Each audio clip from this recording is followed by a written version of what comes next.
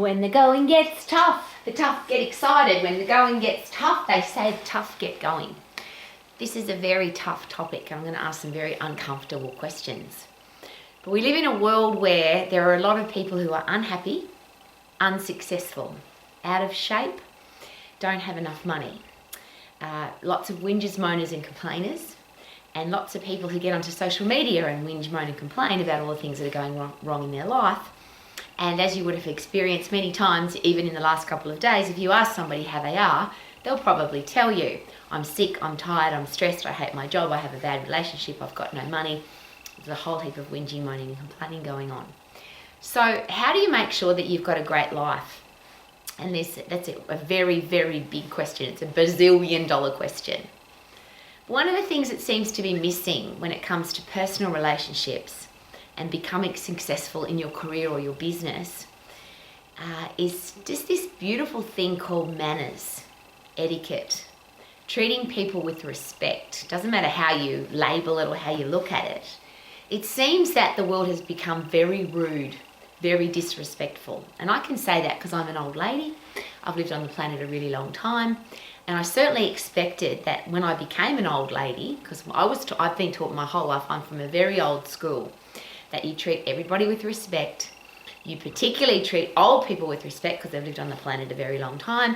They're older than you, they're wiser than you, they're just more mature than you. So in my whole life I've been taught to respect not just old people but all people. Then I've also experienced what happens when you are disrespectful, or you tell lies, or you cheat, or you are rude to people, or you criticize.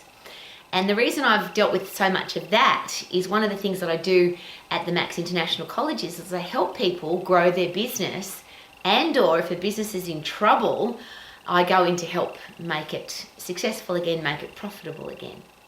And one of the things that never ceases to amaze me is, number one, the way people treat me. I'm an old lady. I'm a tough old lady, so I don't really care.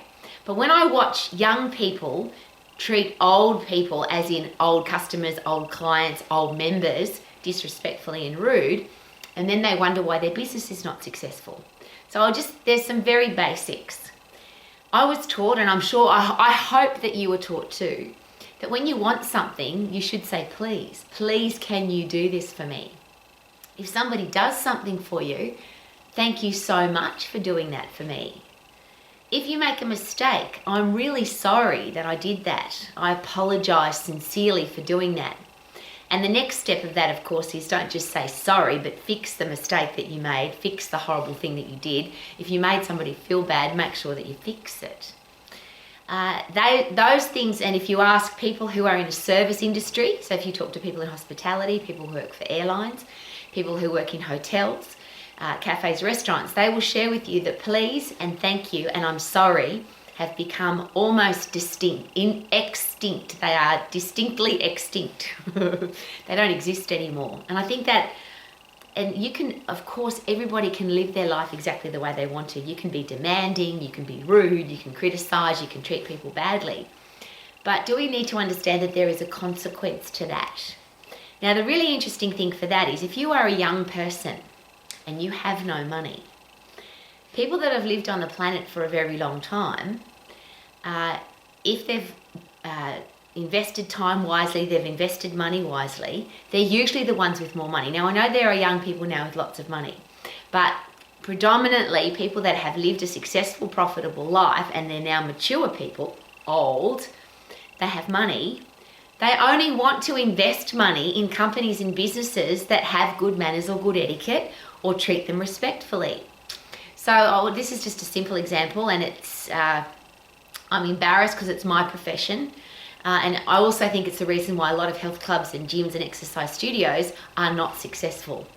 I have been into too many gyms too many times where I walk in and I literally would have to, and I would never do it of course, but I'd have to tap somebody on the forehead and say, hello, I'm here, I'd like to give you some money.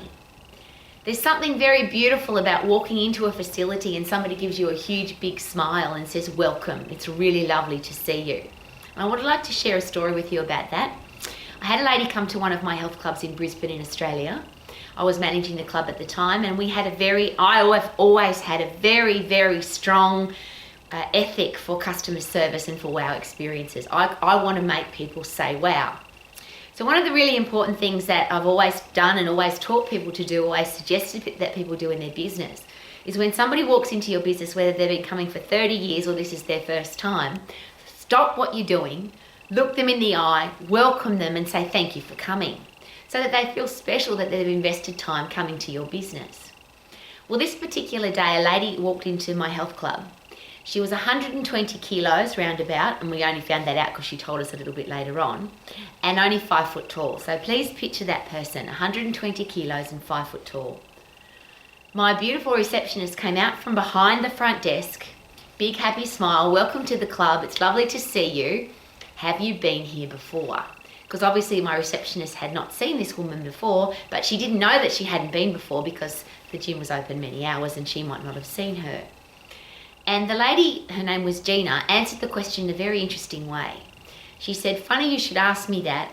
This is the 9th time I've been here, but this is only the first time I've come inside. To cut a very long story short, she was too scared to come to the gym. So the first time she thought about coming, she said, I got into the car, put my seatbelt on, unhooked my seatbelt, went back inside. She said, I just couldn't do it. The next time I got in the car, I turned the car on, turned it off, went back inside. It took her 9 times to come to the health club. On the 8th time, she actually made it to the car park. But when she went to get out of the car to come inside the gym, there were a group of tennis ladies coming out of the facility. It was a huge, big sporting complex. And they're all talking amongst themselves. They were wearing little tiny tennis dresses. And when Gina got out of the car, they looked at her as if she was some kind of foreign creature. Now, they might not have done that, but that's how Gina felt.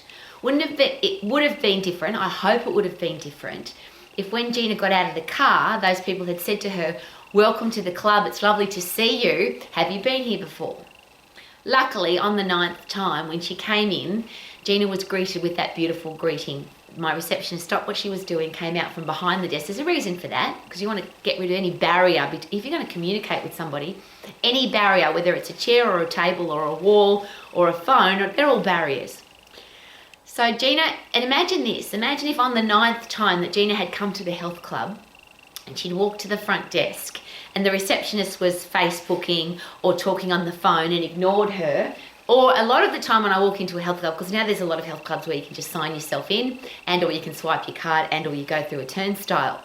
But there's usually somebody there, and I'll go a little step further. I've also now been to lots of health clubs where there isn't anybody there because it's a 24-hour facility. But I'm going there to do my exercise, but I always talk to everybody. I say hello, I look them in the face, I give them a big smile. Even if they've got earplugs in and even if they're talking on their phone, I still make contact. I want to be a human being that contacts with other human beings. I want to say please, I want to say thank you, I want to say I'm sorry, the simple words that most people don't use anymore. And the reason for that is because as an old lady, I know the consequences of not doing that. Now, if you're young and you are surrounded by other young people who don't care, who don't say please, don't say thank you, don't say sorry, ignore everybody that's around them, talk on their phone when there's people there, you might not think it's important. But I'm going to share again, people of my vintage, so 50, 60, 70, 80 and older people that have money, manners are important to them. Etiquette is important to them. And if you do and there's simple things, if you do some of these simple things, they would be reasons that people don't do business with you. So if you wear your hat inside, if you wear sunglasses inside, if you don't say excuse me, if you don't say please, if you don't say thank you, if you don't say welcome, if you don't stand up when a woman walks into a room. There's a lot of these things now are politically incorrect because a lot of women say, well, I don't want to be treated like that, I don't want to be treated like a woman. But please be aware that there are some women that really do want to be treated like women. They have been brought up with good manners and good etiquette, and they absolutely love it when somebody opens the door for them. They absolutely love it when somebody pulls the chair out for them. They absolutely love it when they are treated like a princess or like a lady. Now, you might need to ask some questions of the women in your life. Would you like me to open the door for you? Would you like me to carry your bags for you? Would you like me to, and I'll just use that as a side note, I don't need anybody to carry my bags for me. But I never, if somebody offers, I'm so grateful and so thankful because it's such good manners. The next one that's really interesting, and it's become a big challenge in the world for people, particularly people my age, is if somebody calls you or somebody sends you a text message or somebody sends you an email, by definition, if you do not respond, you are responding, because we live in a world now where everybody is on their phone. So if somebody sends you a message, somebody calls you, somebody contacts you and you don't get back to them, evidently, you don't want to talk to me. So you're answering anyway.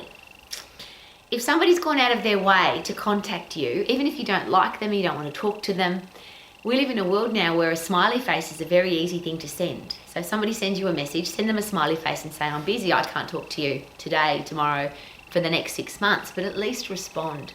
Because if you don't respond, you come across as incredibly rude. Now, I deal with this every day, and people just don't respond to me. And again, I'm a tough lady with tough skin, and I can't afford to care, because if I cared, I'd be scared, I would be crying and scared that people didn't like me, and I'd be miserable and emotional all the time. So I'm way over that. But here's the consequence. If somebody calls you, contacts you, what if they're a client? What if they're a member? Potential client, potential member. And I always ask this question. If somebody calls you and they're from the lottery office and they want to tell you that you've won $20 million, or they're a business person who wants to invest $20 million into your business, or it's a new client and they want to talk to you because they're like me, they don't like sending text messages, they actually want to talk to you, and you don't respond at all, you don't know what you've missed out on. You don't know the consequence of not responding. So this is not, please be a nice person, because there's plenty of horrible people in the world, I get that. Please be respectful. You don't have to be, because there's plenty of disrespectful people in the world. Please treat old people with respect. You don't have to, because there's plenty of old people that get treated disrespectfully. But is it possible that we have to accept the consequences of our behaviour? If you're rude to somebody, there are some people that won't care, but there are some people that will not do business with you because you're rude. I'll give you another example. It's just a simple example of that. Because I've run health clubs all of my life and all over the world, I'm very aware of a very interesting research study was done of reasons why people left health clubs, why they either didn't join a health club or why they had a membership and they stopped coming. And there was all sorts of different reasons. And the number one reason was the indifference of one team player, one staff member. It wasn't the whole team being rude to them. It was one person being rude, and they either cancelled their membership or they didn't join at all. Do you see why that first example with Gina was so important? Welcome to the health club. Thank you for coming. Have you been here before? But the other really interesting one is that 5% of people, so 5 out of 100, stopped coming to a health club or wouldn't join a health club because it was dirty. So we live in a world now where dirty toilets seem quite normal. But that's a health club where not everybody has a shower. Imagine restaurants, cafes. A lot of people will first go to the toilet, the bathroom facility in a cafe or restaurant. And if it's dirty, they won't eat there.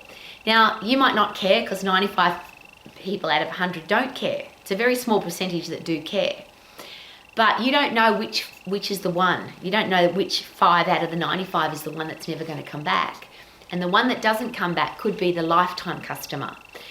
Could be the person that wants to eat there 3 nights a week. Could be the person that's going to bring 100 people to your gym, or they're going to sign up their entire business. They're the consequences of the little things. So this is a really interesting question. Do the little things count? And you'll often hear, don't sweat the small stuff, and it's all small stuff. But in business, the small stuff can be really big. For some people, for 5% of people, it's a clean toilet. And the number was anywhere, depending on which country, was somewhere between 75 to 85% of people, it was the indifference of one team player, one staff member at a health club. Now, indifference is the opposite to love. A lot of people think the opposite to love is hate, but love and hate are very powerful emotions. Love is a powerful emotion. Indifferent is, I don't care. And I'm going to make that even stronger. I don't give a shit. And that's what most people share with me now when they go to the gym. I go to the gym and nobody gives a shit about me. Nobody even acknowledges that I'm there. And that's, yes, we've got 24-hour gyms, and that's probably what's happened because of that. But again, here's a very interesting story. One of the things I've never done in my career as an exercise professional is worked on cruise ships. I didn't know the option was available to me when I first started my career. I now send a lot of people to be exercise professionals on cruise ships. I've travelled the world on a cruise ship as a customer, as a guest, as a person, and because I love the concept of getting on a boat, unpacking and not having to pack ever again, unpack or pack ever again until I get off. I love that concept. And I cannot tell you how many, this is a simple number. The number is 0. I have been to, and when I'm on holidays, I go to the gym twice a day because I just love being able, I've got time.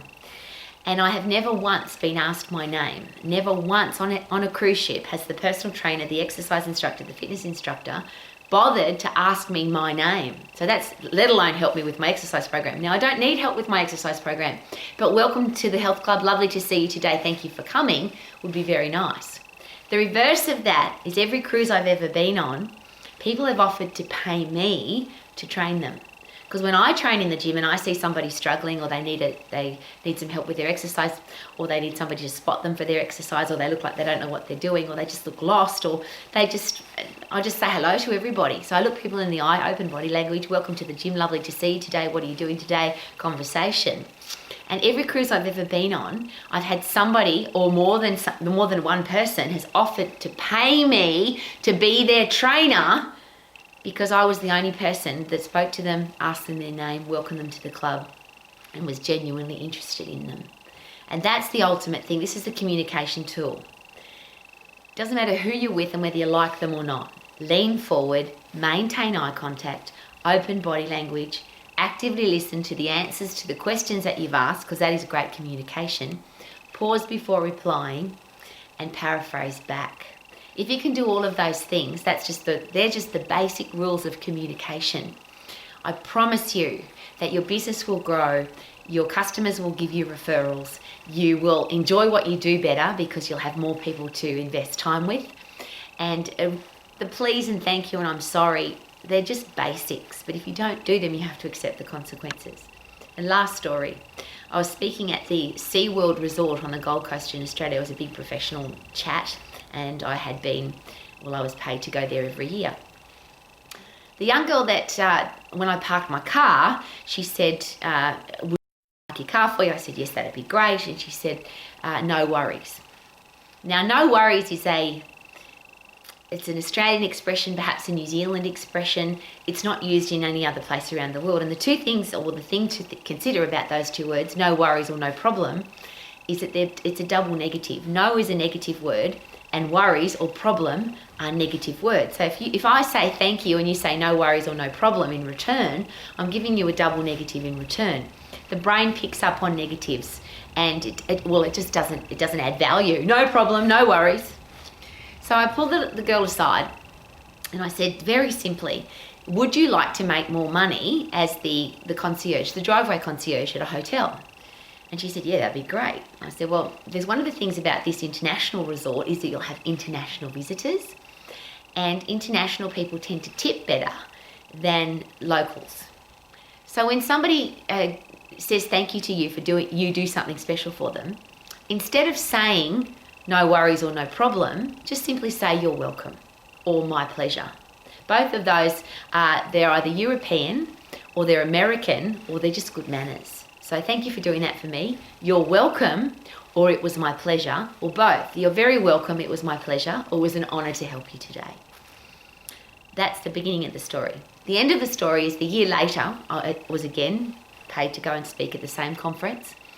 And that same girl was working at the hotel, but she was no longer the driveway concierge. She was now the boss of the concierge department. She was the HR had put her into the position of managing the entire team. In 12 months, she'd gone from, I think, 18 years of age to being the manager of the team. And when I arrived, she raced up to me and she said, Rowie, Rowie, Rowie, you've changed my life. I said, tell me about that. And she said, you got me thinking. So everybody I ever spoke to, instead of saying no worries or no problem, I said, you're welcome. It was a pleasure. It was my honour to help you. She said, I got lots and lots of tips. But because I was getting lots of tips, other people around me were saying, well, what's she doing that she gets so many tips? So I was sharing with them your idea of don't say no worries or no problem, say you're welcome, it's my pleasure, it's an honour. And my life just became different from that day, and I became more successful at my job, I earned more money, and now I'm the boss. I'm sharing that story with you because there's negative consequences to negative behaviour. But isn't it awesome that there is a possibility that there'll be positive consequences to positive behaviour?